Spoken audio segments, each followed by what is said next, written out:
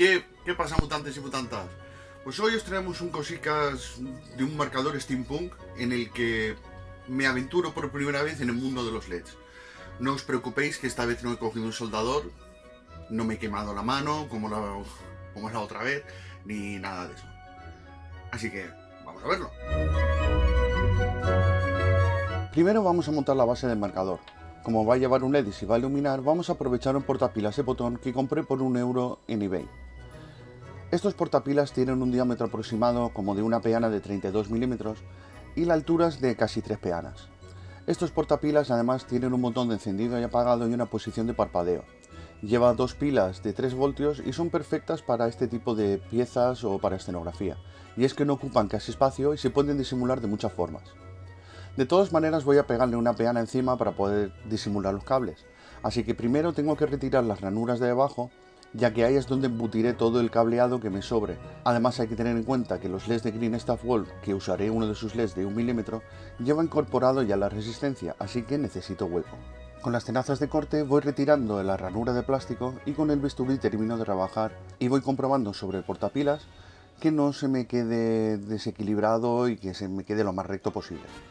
Como estructura base del marcador he usado una pieza de plástico de estas que vienen dentro de una vela a pilas, del proveedor asiático por supuesto, y con las tenazas de corte le voy quitando las especies de patas estas que tienen que sobresalen que me van a molestar cuando lo vaya a pegar sobre la peana. Ya una vez que los haya cortado con el bisturí lo voy rebajando y luego le pego una lijadita para quitarle también las letras estas que sobresalen que luego también me van a molestar. Con el taladro manual en la parte central hago un agujero que es por donde va a pasar el LED y lo pego sobre la peana. De nuevo, con el taladro manual le hago un agujero en la peana usando el agujero que había hecho en la estructura como guía. Con una fresa diamantada en el taladro manual voy agrandando el agujero que había hecho con la broca, ya que quiero pasar un tubo, no sé si de 3 o de 4 milímetros de grosor, dependiendo de lo grande que pueda hacer el agujero.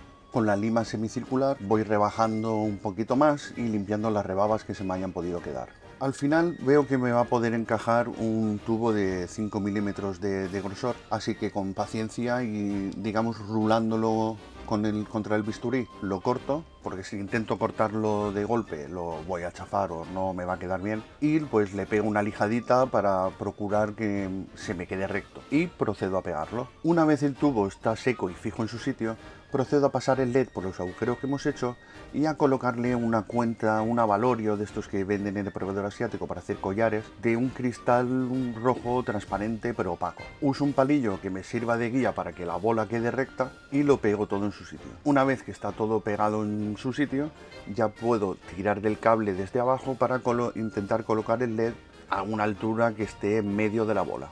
Ahora vamos a colocar los cables. Es relativamente fácil de hacer incluso para un inútil como yo, ya que el portapilas trae, digamos, sus propios cables incorporados. No tengo que soldar nada. Así que corto los cables para dejar lo suficiente como para poder trabajar, compruebo los polos de los cables y voy enrollando. Voy enrollando hasta asegurarme de que se van a quedar en su sitio. Y como no tengo ni idea de usar un soldador, la única vez que cogí un soldador me quemé toda la palma de la mano, lo que voy a hacer es con la termocoladora pegarlo todo en su sitio.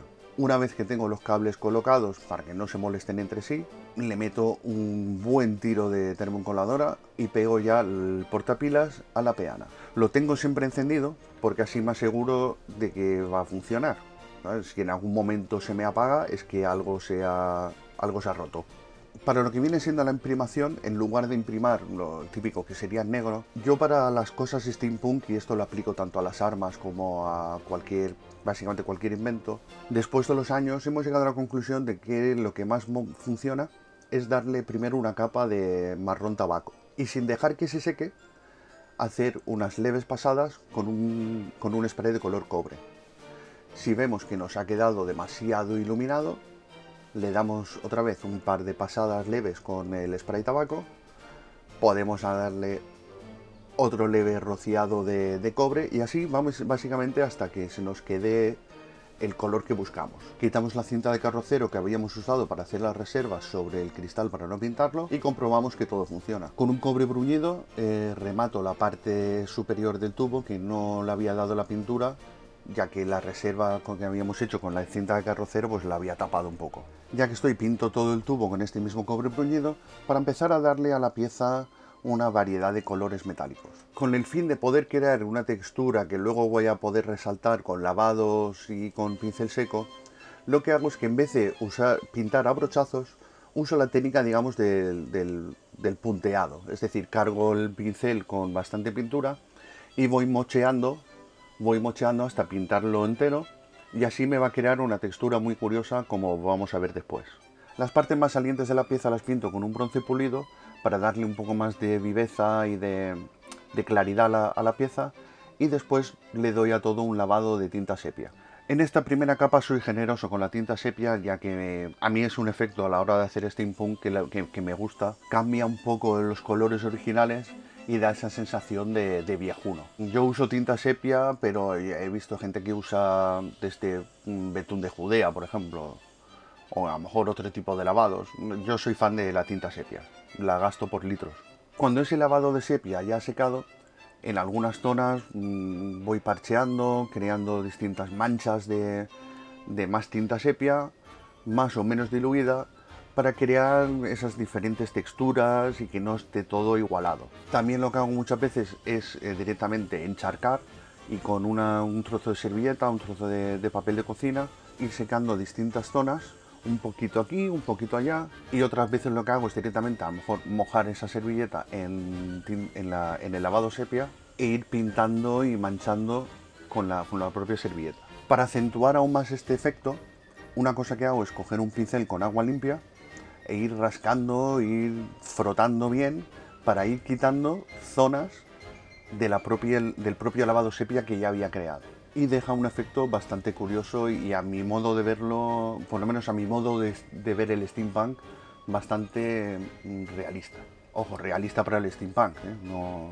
Y una vez que todo este proceso de lavados está seco, lo que hago es darle un pincel seco sobre todas las aristas, ya sea con un bronce pulido o con un oro glorioso. Como no todos los metales se oxidan de la misma manera, voy a aplicar un efecto distinto de óxido. Algunas marcas venden pinturas técnicas especiales para hacer este efecto, pero como yo ahora mismo no tengo, lo que voy a hacer es una mezcla con azul turquesa, un verde goblin y un poco de blanco. Lo mezclo para crear el efecto pátina que se puede producir sobre algunos tipos de cobre y de bronce. Con un pincel fino voy aplicando en los recovecos, en juntas, en sitios donde se podría acumular la humedad o las sales, creando este efecto de pátina. Usando la misma técnica que he usado con los óxidos rojizos, para que no quede todo tan homogéneo, todo tan igual, voy aplicando distintos tonos de esta pátina, unos tonos un poco más verdes, unos tonos un poco más claros añadiendo un poco más de blanco, para así ir creando un efecto un poco más natural. Sí que es verdad que en la parte de las pilas he intentado hacer un efecto como más de chorretes, pero la verdad es que me ha quedado un poco feo, que ya intentaré apañar más adelante.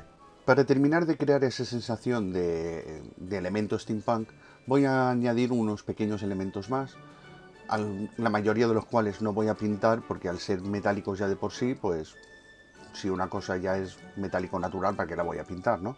En un lateral de la pieza voy a colocar un tubo más o menos de la misma altura que conectaré a la bola con una resistencia pues, de alguna placa o de algún electrodoméstico que hayamos desguazado. Voy probando a colocar las cosas, buscando la composición, intentando que no me quede torcido. Una vez que ya he encontrado la composición, la posición que me gusta para las piezas, me parece que el tubo así a secas va a quedar un poco soso, así que saco mi caja de piezas de reloj que también podéis encontrar en Green Stuff Wall y voy buscando alguna pieza, algún engranaje que me encaje en el hueco donde va a ir el tubo. Busco también otro engranaje que me vaya a encajar en la parte superior del tubo, para el cual tengo que agrandar un poquito para poder encajarlo, porque así además el conector metálico que sale de la resistencia también lo puedo encajar en el agujero del engranaje. Y voy buscando más piececitas que le pueda colocar. Por ejemplo, aquí he colocado una pieza de mecanismo de reloj que me venía perfecto para este hueco. Y dentro coloco un par de engranajes, uno sobre el otro, que sobresalen un poquito y me rellenan un poco ese hueco vacío que no pintaba mucho así a secas. Encontré otra pieza de mecanismo de reloj que me encajaba en la anterior y además es de otro color, este es más plateado, mientras que los demás son más cobrizos o dorados. y así pues le añade otro colorido a la pieza. Y básicamente pues voy buscando una rueda dentada para colocar en un hueco, un tornillo que remate esa rueda dentada. Simplemente ir buscando piezas que me encajen, pero tampoco sin recargarlo demasiado, porque si no al final pues Lumi me va a pegar la bronca por mi horror vacui. Y en realidad esto es casi en lo que más tiempo pierdo en crear estas piezas. Es en buscar entre todas las piececitas de reloj las piezas que me gusten y me encajen. Puedes tirarte muchos minutos rebuscando entre las piezas. Y ya para terminar, tanto la resistencia como el tubo de PVC les doy una capa de negro. Al tubo le doy un pincel seco con acero engrasado y unas luces en plata. Y a la resistencia un pincel seco bastante generoso de oro viejo.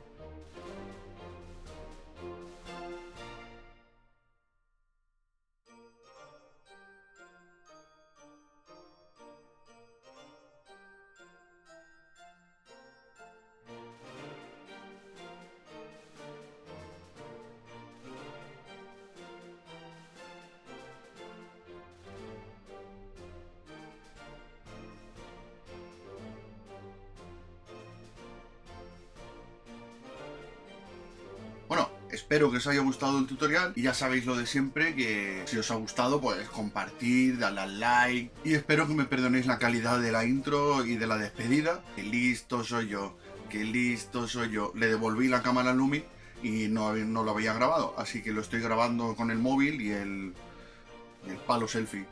Yep.